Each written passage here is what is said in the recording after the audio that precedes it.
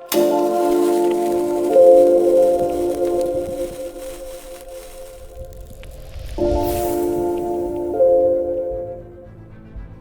1983, the video game industry in North America completely crashed. Revenue that peaked at $3.2 billion suddenly dropped to $100 million almost overnight. The market was oversaturated with terrible games. I think a lot of it was just because they got bored with the games. The games weren't of high enough quality to really have people want to continue to play them. But in 1985, one game resurrected the video game industry from the ashes. And Mario became an international superstar. In a 1987 survey, he was recognized by more American children than Mickey Mouse. Unquestionably the most important video game ever made, Super Mario Bros. Redefined what games could be.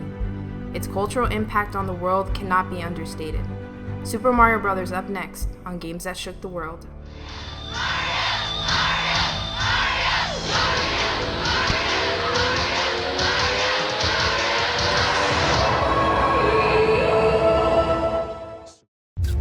The gaming industry is worth billions of dollars.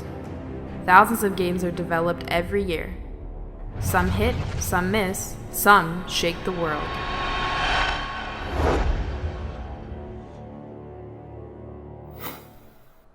Video games, like most things, had humble beginnings. Early computer games can be traced back as far as the early 1940s, but modern gaming as we know it really began in 1972 with a little arcade game called Pong. While there were games that came before it, Pong was the first video game to reach any sort of commercial success. It was the first sign that video games could be a marketable product. We put it in a wooden box that had sticky-backed contact paper on it. I mean, it was real tacky.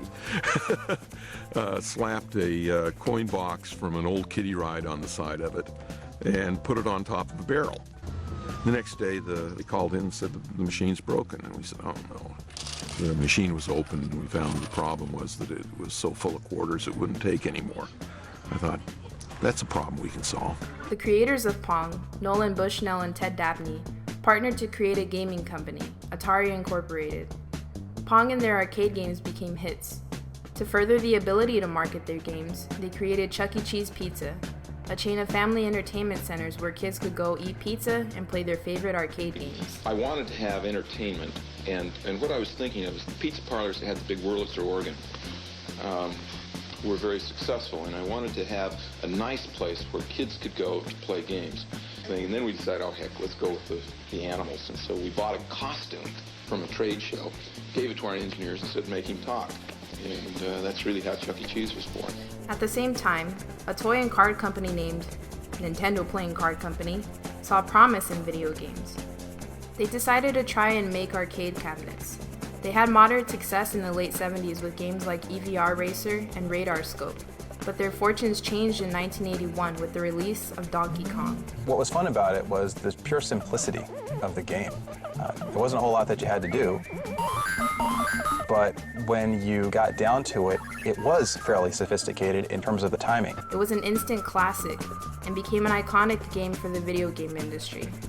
The game's hero was a chubby mustache carpenter simply known as Jumpman. He would later be renamed as Mario and was destined to become Nintendo's mascot and the most recognizable video game character ever. Mario was the interesting character. Mario was the guy you were playing. As a player, that's who you identify with. The arcade game industry was booming at the time, with other games such as Pac-Man, Galaxian, and Frogger. Nintendo then decided to change its focus completely on video games. Atari's business was booming, and with the success of Magnavox Odyssey, they decided to try their luck at the home console market by releasing a home version of Pong, and after that, the Atari 2600 in 1977.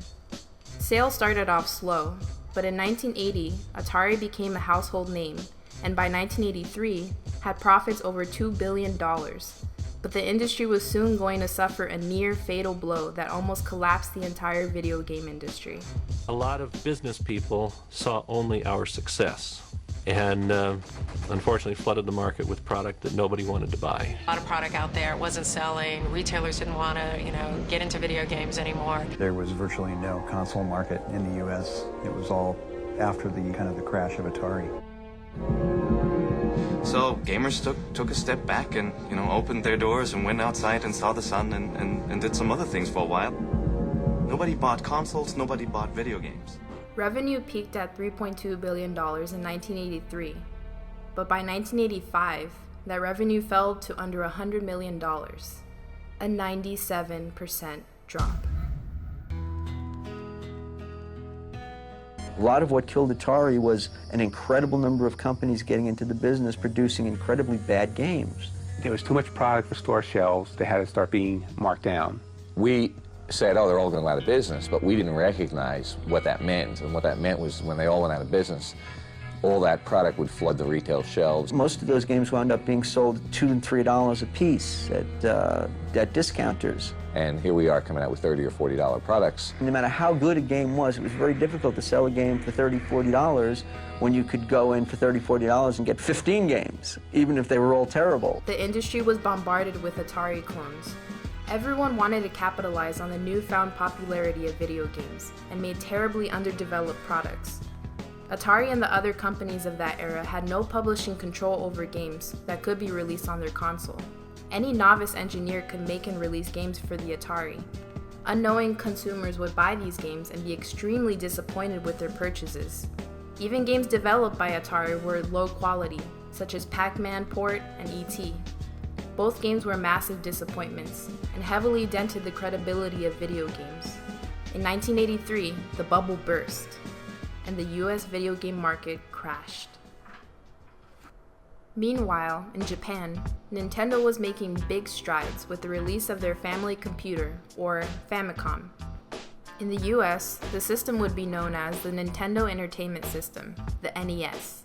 After Donkey Kong, Shigeru Miyamoto developed another arcade machine called Mario Brothers.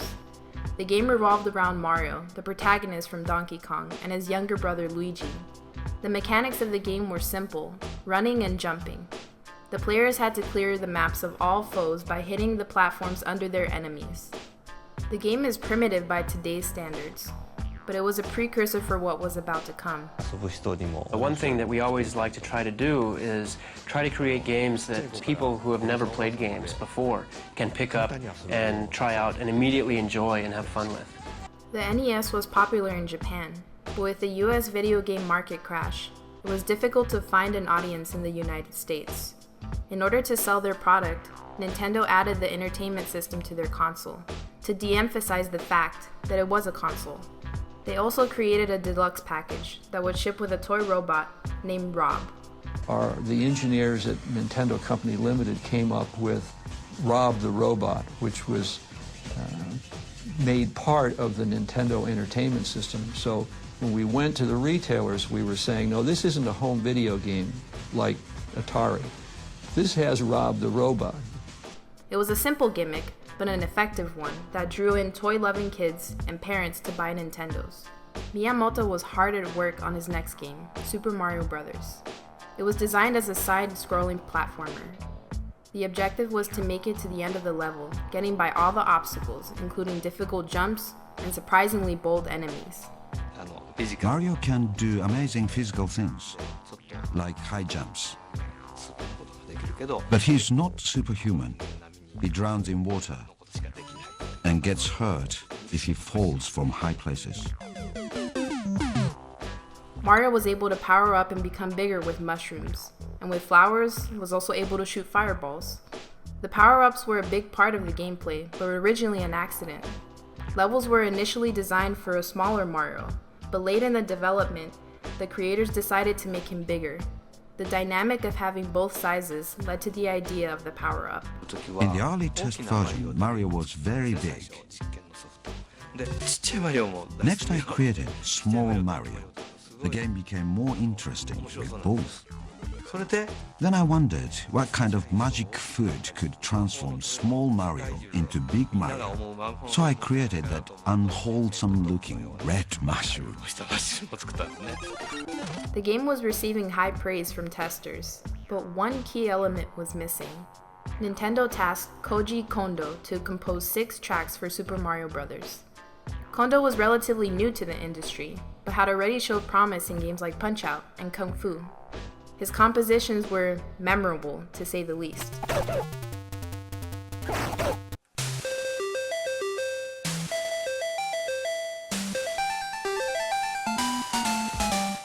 But it was the Super Mario Bros. Main theme that became arguably the most recognizable piece of music in the entire world.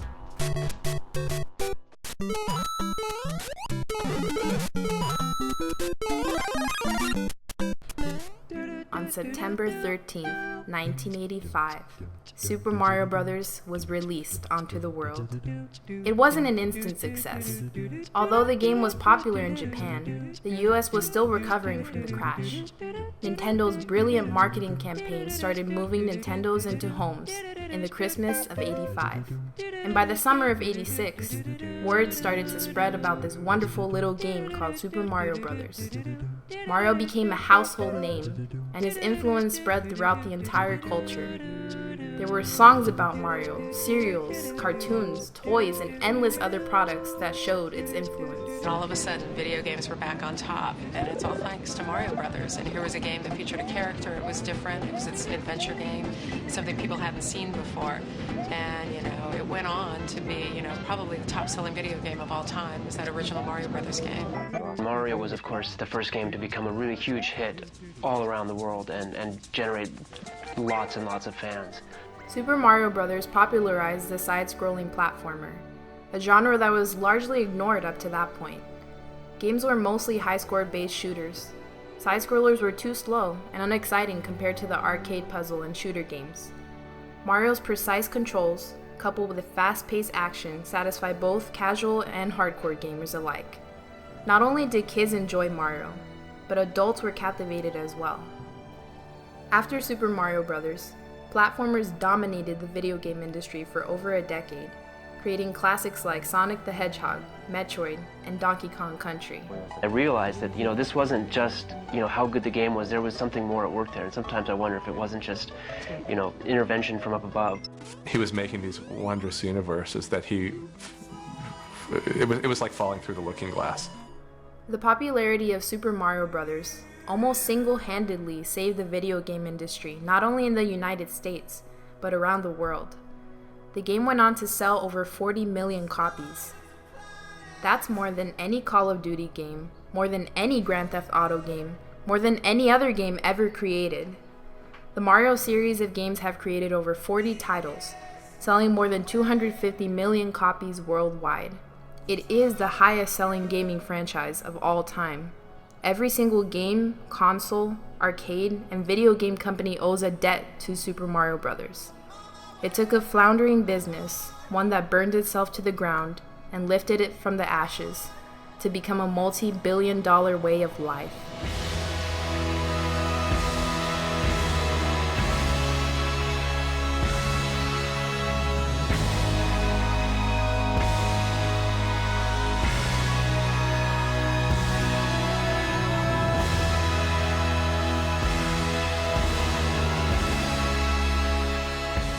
Super Mario Bros.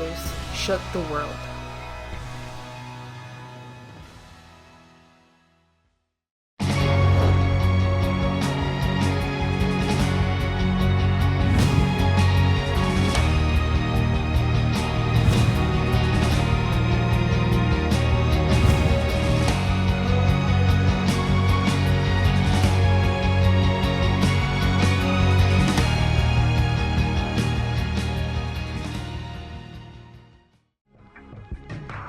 If you enjoyed this vid, make sure you like, comment, and share. Follow us on Twitch and Twitter, and like us on Facebook. Remember, more subs creates more buzz, so make sure you subscribe.